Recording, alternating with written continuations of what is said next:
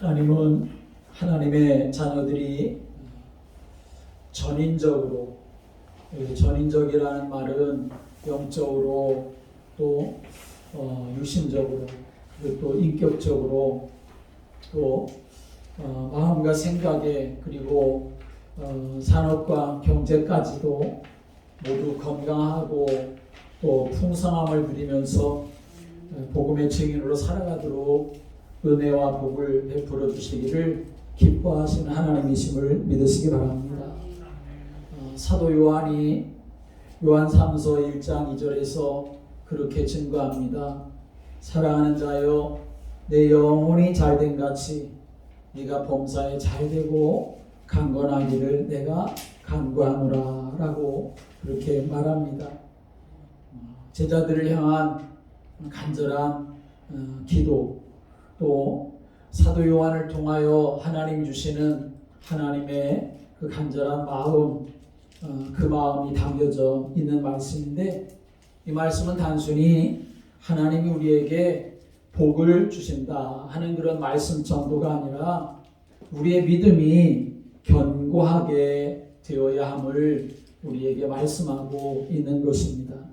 아무리 육신적으로 또 경제적으로 건강하고 부유함을 누린다 하더라도 믿음이 견고하지 아니하면 비가 나고 비가 오고 창수가 날 때 다 무너질 수밖에 없는 것이기 때문에, 그래서 무엇보다도 중요한 것은 주 안에서 굳게 서는 그런 믿음의 견고함을 여러분들이 갖고 올 한 해도 살아가시게 되기를 주님의 이름으로 축복합니다. 믿음의 견고함이라고 하는 것은 그 사람의 소유가 많고 적음에 상관없이, 그 사람의 환경이 유불리한 것에 상관없이 하나님 앞에 설 수 있는 삶을 살아가게 하는 것이기 때문에 그렇습니다. 믿음이 견고해야 삶의 어려움도 환난과 박해도 거뜬히 이기고 요동하지 않을 수 있습니다. 우리가 알다시피 이 초대교회 성도들은 견고한 믿음을 가진 사람들입니다. 그들은 박해가 일어나는 가운데에서도 오히려 하나님의 부흥을 경험했고, 예루살렘과 유대와 사마리아와 땅끝까지 복음을 전했습니다. 당시 그들을 둘러싸고 있는 상황은 결코 좋은 것이 아니었습니다.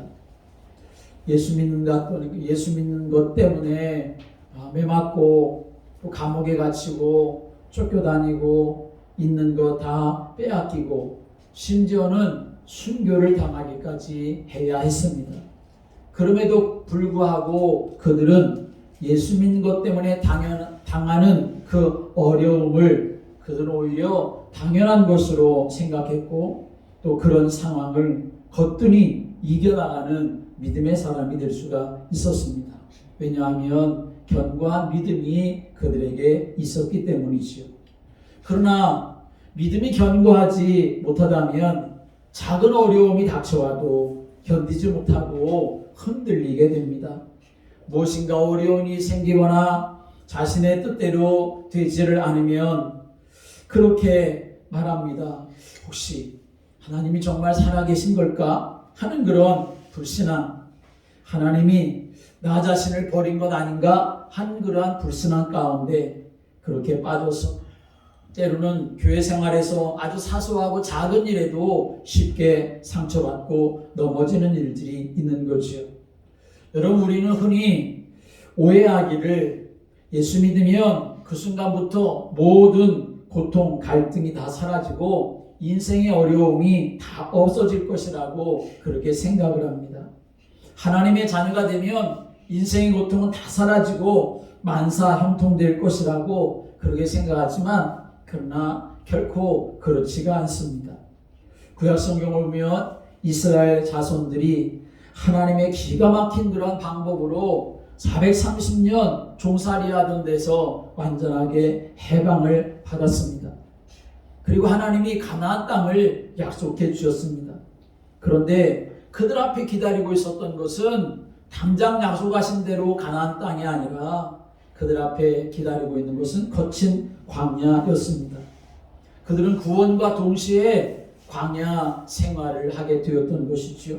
그것도 1년, 2년이 아니라 40년이나 광야에서 지냈습니다. 왜 하나님께서는 그 이스라엘 백성들을 그 거친 광야로 그렇게 인도하셨을까요? 그것은 그들에게 견고한 믿음이 필요했기 때문에 그랬던 것입니다. 광야는 분명히 이스라엘 자손들에게는 생활하기가 너무나 힘들고 어려운 곳이었지만, 그래서 그들은 때로 불순항하기도 하고 원망하기도 하는 그런 모습을 가지고 있었지만, 그러나 그럼에도 불구하고 그들은 그 광야에서 하나님의 임재를 경험하게 되었습니다. 하나님이 주시는 율법을 받았습니다. 하나님 앞에 예배할 수 있는 그런 예배와 그리고 성막을 그들이 받게 되었던 것이지요. 광야를 지내는 동안 그들의 믿음은 하나님 우리와 함께 하시는구나 하는 사실을 보는 사람들로 세워지게 되었던 거죠. 그리고 그 다음 가나안 땅에 들어가서 이제 요단강을 건너고 여리고성과 여러 가나안 땅을 하나하나 정복하는 그러한 삶을 살아가게 되었던 것입니다. 물론 광야 생활에서 여전히 불순항한 사람들은 그저 다 무너질 수밖에 없었지만, 하나님이 광야로 인도하셨던 뜻은 분명합니다. 하나님의 임재, 하나님의 함께하심, 하나님의 역사하심을 이스라엘 백성들에게 보여주시려고, 알게 하시려고, 그래서 그들의 믿음이 견고하게 하시려고 하셨던 것입니다. 여러분, 우리가 믿음의 삶을 살아가면서 여러 가지 어려움과 고난이 있을 때에 그것 때문에 실패하는 것이 아니라 하나님께로 더 가까이 가는 그런 믿음의 삶이 되시기를 주님의 이름으로 축복합니다. 데살로니가 교회도 마찬가지였습니다. 그들은 복음을 듣고 예수를 주로 믿게 되었을 때 그들이 가장 먼저 당한 그러한 상황은 박해와 환란이었습니다. 사도행전 17장의 말씀 오면 사도 바울이 데살로니가에 들어가서 복음을 전할 때 유대인들이 깡패들을 동원해서 소동을 일으키게 되었습니다. 결국 이 사도 바울을 잡으려고 했지만 잡지 못하니까 오히려 야손이라고 하는 사람을 대신 잡아가지고 감옥에 집어넣는 그러한 일이 일어나기도 했습니다. 그래서 결국 사도 바울 일행은 밤중에 데살로니가 지역을 빠져나와가지고 베레아라고 하는 곳에 가서 복음을 전하게 되었습니다. 그런데 이 유대인들이 베레아까지 쫓아와가지고 이 예수 그리스도 전하는 것을 전하지 못하게 소동을 일으키게 되었던 거죠. 그래서 또 이번에는 이 사도 바울이 그들을 피해서 아테네로 그렇게 옮겨가야 하는 상황이 있었습니다. 복음을 전하고 하나님 나라를 이루어가는데 쓰임받는 그런 사도 바울이었지만, 그러나 그들 주변에 항상 그 일을 방해하는 사람들이 있어서 사도 바울도 목숨을 내놓고 돌에 맞아가면서 정말 하나님 역사를 위해서 헌신하며 삶을 살아갈 때 많은 고난과 어려움을 당하게 되었던 거죠. 이런 상황에서 사도 바울은 데살로니가 교회 성도들이 너무나 염려가 되었던 것입니다. 저렇게 복음을 거부하고 복음을 전하는 자들을 박해하는 그런 상황에서 데살로니가 교회 성도들이 정말 잘 견딜 수 있을까? 믿음을 끝까지 지킬 수 있을까? 하는 그런 마음이 사도 바울에게 들었던 거죠. 그래서 사도 바울이 데살로니가 교회 성도들을 격려하고 싶었고 그들의 믿음을 견고하게 하고 싶었습니다. 그래서 사도 바울이 직접 그 데살로니가 교회에 가고 싶었지만 그러나 가려고 하는 길이 번번이 막히게 되었던 거죠. 그래서 사도 바울이 자기 자신이 데살로니가 교회에 가는 대신에 누구를 보내게 되냐면 디모데를, 자기의 제자 디모데를 보내게 되어지지요. 우리가 읽지 않았지만 이 데살로니가전서 3장 2절 하반절의 말씀에 보면 이렇게 말씀합니다. 이는 너희를 굳게 하고 너희 믿음에 대하여 우위로함으로 아무도 이 여러 환난 중에 흔들리지 않게 하려 함이라. 우리가 이것을 위하여 세움받은 줄을 너희가 친히 알리라 라고 이렇게 말합니다. 사도 바울은 어떻게든지 데살로니가 교회 성도들이 믿음이 견고케 되기를 바라는 그런 간절한 마음이 그들에게 있었던 거지요. 5절에 그렇게 말씀합니다. 이러므로 나도 참다 못하여 너희 믿음을 알기 위하여 그를 보내었노니 이는 혹 시험하는 자가 너희를 시험하여 우리 수고를 헛되게 하게 할까 합니다. 라고 이렇게 말을 합니다. 여기 보면 사도 바울이 디모데를 그들 가운데 보낸 것은 그들의 믿음을 굳건하게 하려고, 그들의 믿음을 위로하고 무엇보다도 여러 환난 중에서 흔들리지 않게 하려고 하는 마음이 있었다라고 하는 것입니다. 여러분, 믿음의 삶을 살아갈 때 바로 하나님이 우리에게 가지고 계신 마음이 그런 마음인 것이죠. 우리가 믿음의 삶을 살아갈 때 많은 환난과 고난을 당하지만 그러나 그럴 때에도 우리의 믿음이 흔들리지 아니하고 견고하도록 하기 위해서 하나님이 우리에게 성령으로 역사하시는 줄을 믿으시길 바랍니다. 사도 바울이 그런 마음을 가지고 데살로니가 지역에 가려고 하는데, 그런데 번번이 그 길이 막히니까 그 자기의 아들과 같은 그런 디모데를 그들에게 보냈던 것이죠. 그 디모데가 데살로니가 교회에 가서 그들을 보니까 많은 환난과 그리고 박해가 있지만 그러나 그들이 믿음 지키고 있는 것을 디모데가 보게 되었던 것입니다.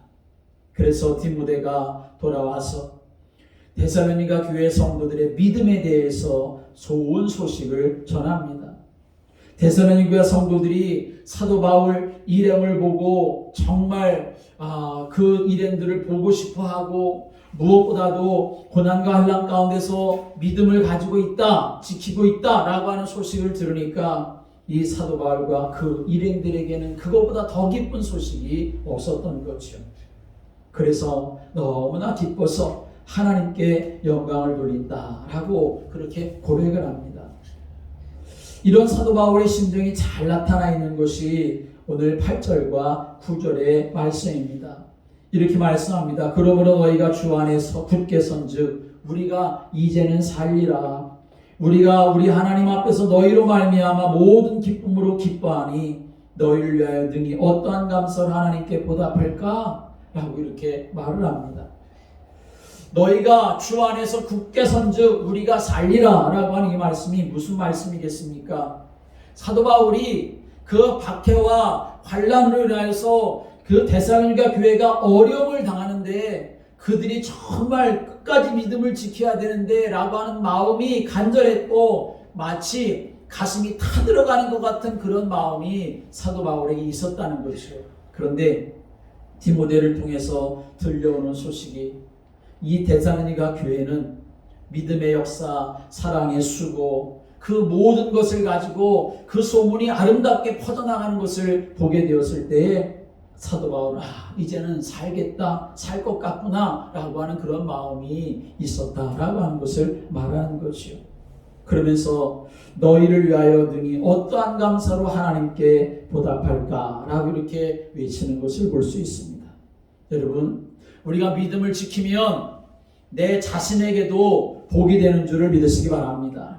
그러나 내가 믿음을 지키고 견고한 믿음 위에 서게 되어지면 나 자신뿐만 아니라 내 주위에 있는 사람도 함께 기뻐하는 것이고 하나님께는 더욱 큰 영광이 되어진다는 사실을 우리가 기억해야 하는 것이지요.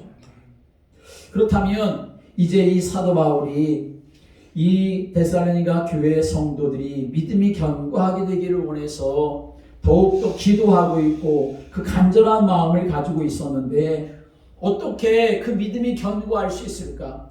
주 안에 굳게 서는 그러한 믿음의 견고함을 어떻게 가질 수 있을까라고 하는 것을 또다시 이 데살로니가 교회 성도들에게 증거하는 것이죠.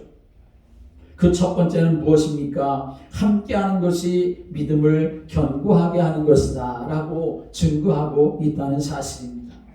11절의 말씀에 보면 하나님 우리 아버지와 우리 주 예수는 우리 길을 너희에게로 갈 수 있게 하시오며 라고 말씀합니다.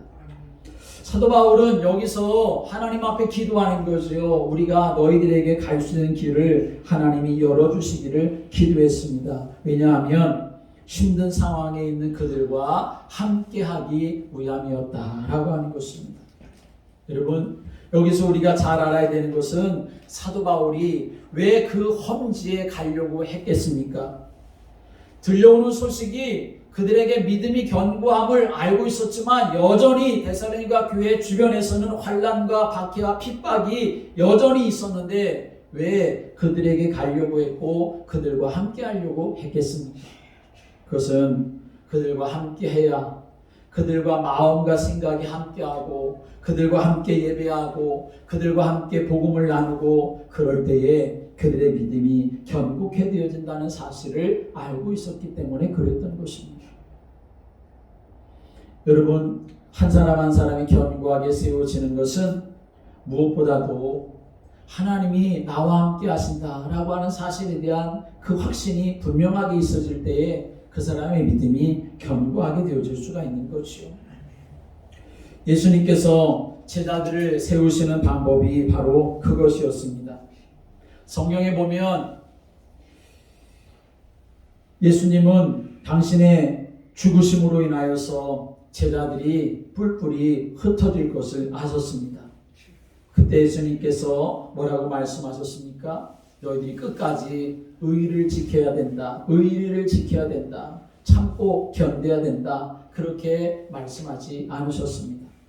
예수님은 제자들에게 그렇게 말씀하셨습니다. 내가 아버지께 구하겠으니 그가 또 다른 보혜사를 너희에게 주사 영원토록 너희와 함께 있게 하시니 내가 너희를 고아처럼 버려두지 아니하고 너희에게로 오리라 라고 이렇게 말씀하셨습니다. 예수님께서 어떻게 하신다는 겁니까? 내가 십자가에 죽지만 그러나 내가 다시 너희에게 올 것이다 라고 말씀하십니다. 그것도 성령으로 그들에게 오셔서 그들과 영원토록 함께 하겠다라고 약속하셨습니다. 여러분, 자녀들을 견고하게 하는 것은 그 곁에 부모가 함께하는 것이지요. 몸으로도 함께할 수 있지만 항상 그 아이가 부모님은 나와 함께 계셔 라고 하는 사실을 인지할 때에 그 아이는 힘을 얻고 견고할 수가 있게 되는 거죠. 마찬가지로 이 제자들의 믿음이 견고해져서 온갖 환난과 어려움 그리고 박해를 이길 수 있는 것은 무엇이겠습니까? 그들이 주님이 나와 함께 하시는구나 라고 하는 사실을 항상 알고 확신하고 있는 것인 것이죠. 우리 역시 마찬가지입니다. 언제 우리의 믿음이 견고해질까요? 그것은 주님이 우리와 함께 할 때입니다.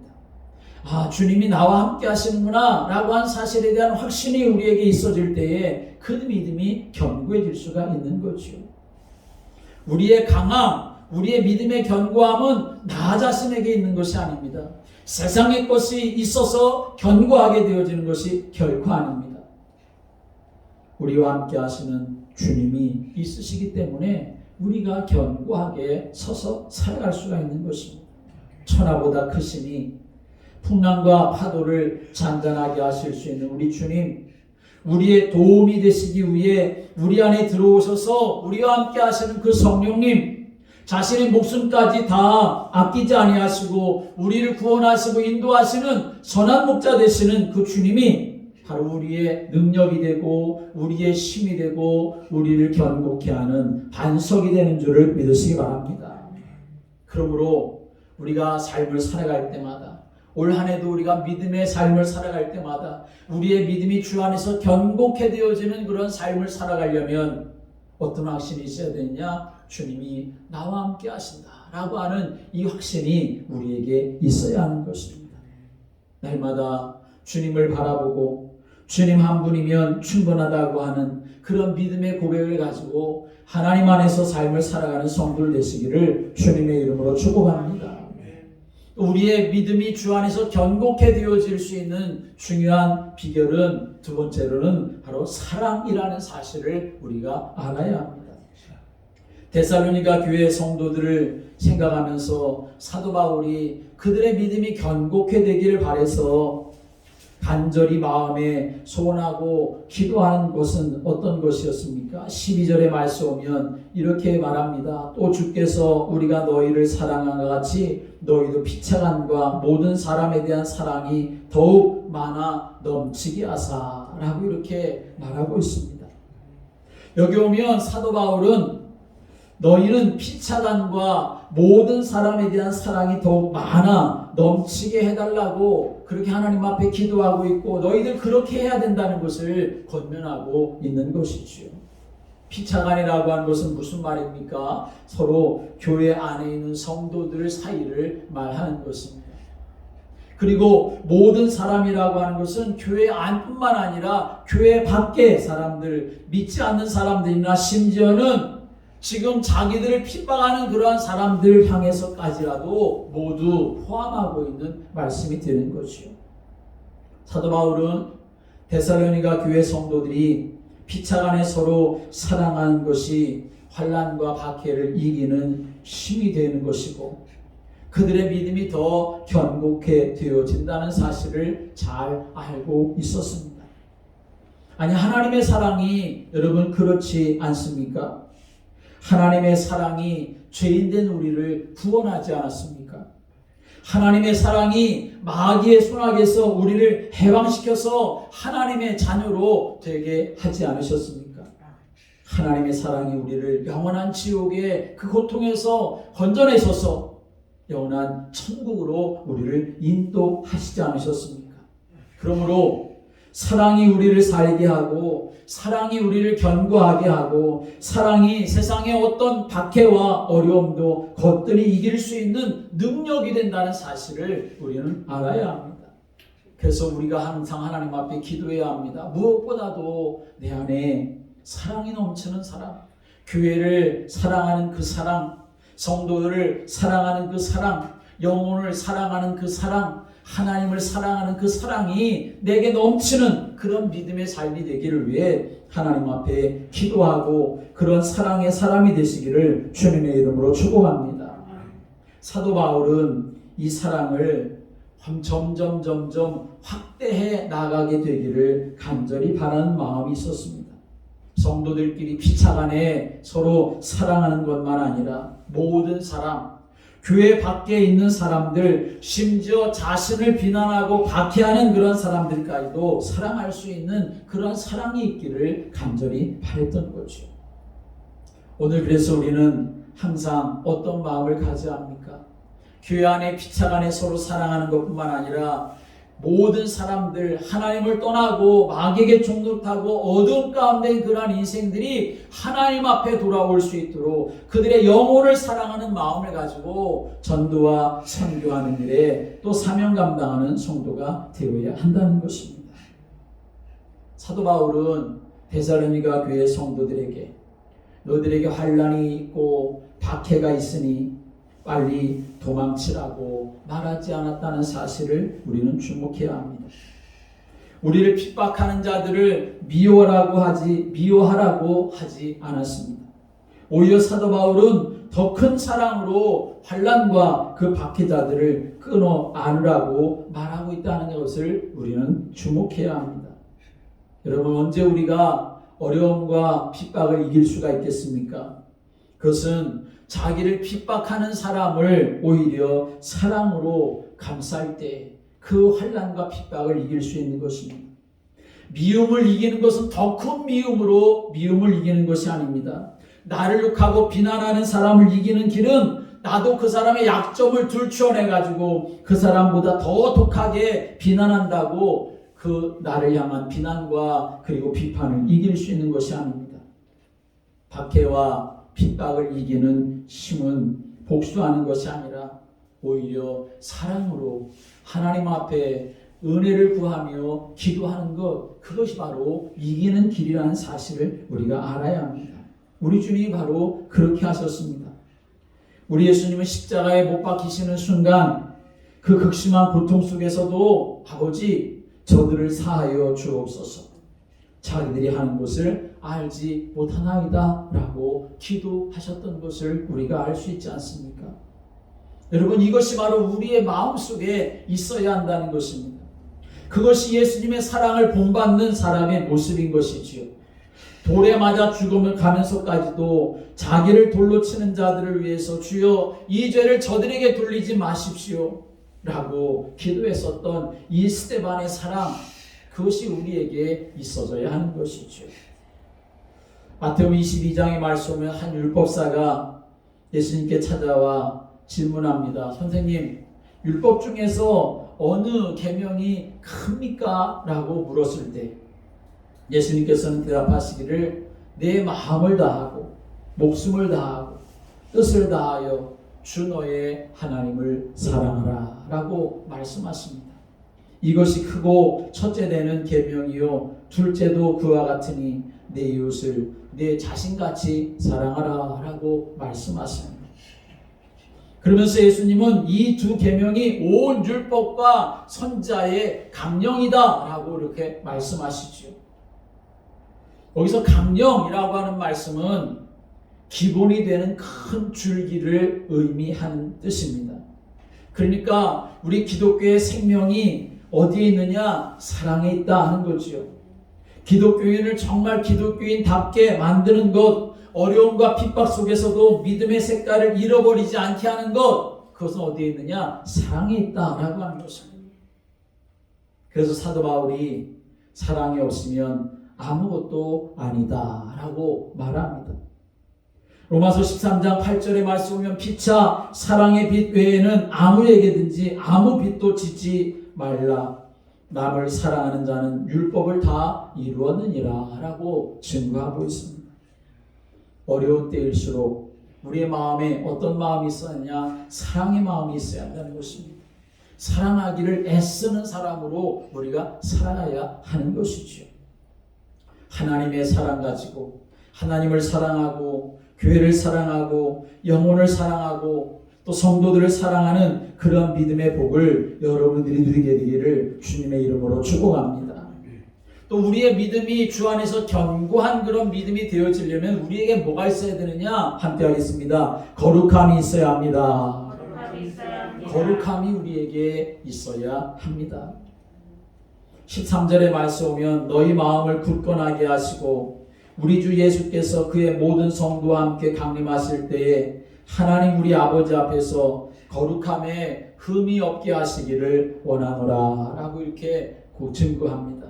사도 바울은 피차간에 서로 사랑하는 것만이 아니라 하나님 아버지 앞에서 거룩함에 흠이 없도록 그렇게 사도 바울이 데살로니가 교회 성도들에게 권면하고 있는 것입니다. 그리스도인으로서 세상을 살고 예수 믿는 사람으로서 세상을 이기는 것은 다른 것이 아닙니다. 혼탁하고 더러워진 세상에서 견고하게 서는 것은 거룩함이라고 하는 것, 그걸 붙잡고 그 삶을 살아가는 것, 그것이 우리의 믿음이 굳건하게 세워지는 비결인 것을 우리가 알아야 합니다. 거룩함이라고 하는 건 우리가 잘 알고 있지 않습니까? 거룩함이라고 하는 것은 구별되는 것을 말하는 것이요. 하기오스라고 이렇게 말을 하는데 구별되다, 성별되다 그런 뜻을 가지고 있는 것이죠. 그래서 거룩함이라고 하는 구별된 것을 말하는 것입니다. 그래서 구약 성경에 보면 하나님은 섞는 것을, 혼합되는 것을 하나님은 아주 싫어하셨습니다. 밭에 씨를 뿌릴 때에도 두 가지 종자를 섞어서 뿌리지 말라고 하시고, 옷을 짜서 입을 때에도 두 재료로 직주한 옷을 입지 말라고 하십니다. 하나님은 하나님의 백성과 이방인이 구별되기를 원하셨습니다. 하나님의 백성들은 애굽 땅의 풍속도 따르지 않고 가나안의 풍속과 규례도 따르는 자들이 되지 아니하고 오직 하나님이 주신 그 말씀, 그 언약 붙잡고 믿음의 길을 걸어가기를 하나님은 간절히 원하셨던 거죠.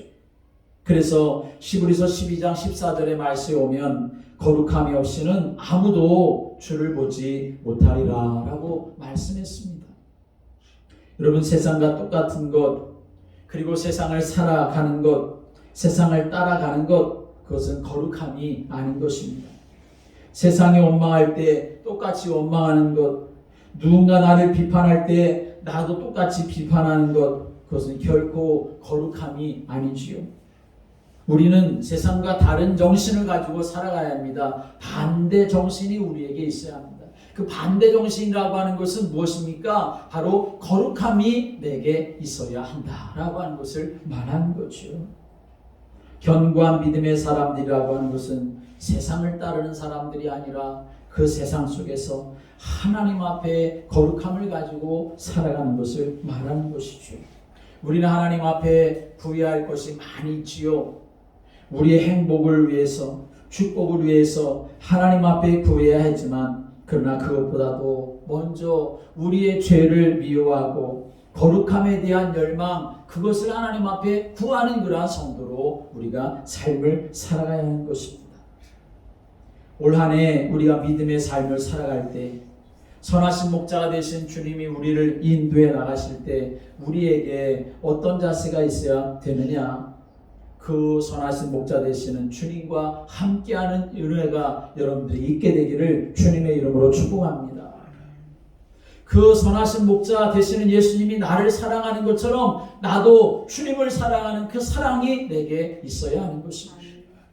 뿐만 아니라 내가 길을 걸어갈 때 세상 교훈과 풍제대로 따라 삶을 살아가는 것이 아니라 하나님 앞에서 거룩함을 가지고 믿음의 길을 걸어가는 그러한 영적인 자세가 우리에게 있어져서 세상이 많은 일들이 일어나지만 그러나 그 안에서 흔들림이 없이 견고하게 주 안에 굳게 서는 믿음 가지고 승리하는 삶이 되시기를 주님의 이름으로 축복합니다.